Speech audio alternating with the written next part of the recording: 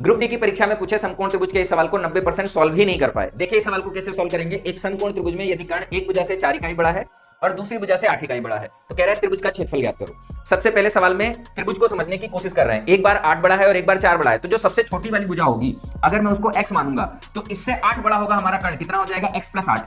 और कह रहा है दूसरे से 4 बड़ा होगा तो जो दूसरा वाला होगा इससे क्या होगा 4 छोटा हो जाएगा, मतलब कितना हो जाएगा x + 4 हो जाएगा। कहने का मतलब यह है कि यहाँ पर हमारे पास में 3 भुजाएं हो गई समकोण त्रिभुज की, जिनके मान हमको मालूम चल गए।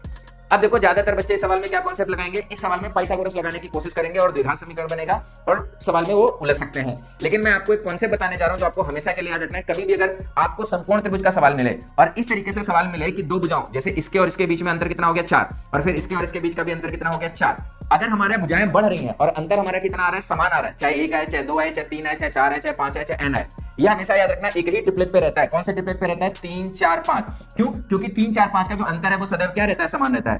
अब जैसे ये हमारा ट्रिपलेट है, अगर इसमें मैं 2 का गुणा कर दूं तो हमारा क्या हो जाता है 6 8 10, ये भी ट्रिपलेट बन जाता है। और जब इनका अंतर देखो तो कितना आ जाएगा, 2 आ जाएगा। इसी तरीके से अगर हमको अंतर कितना चाहिए, 4 चाहिए, तो किसका गुणा करोगे 4, कितना हो जाएगा 12 16 20। अब देखो अंतर कितना आ जाएगा 4, यहाँ पे अंतर कितना आ जाएगा 4, और टोटल यहाँ से यहाँ कितना हो जाएगा 8 का।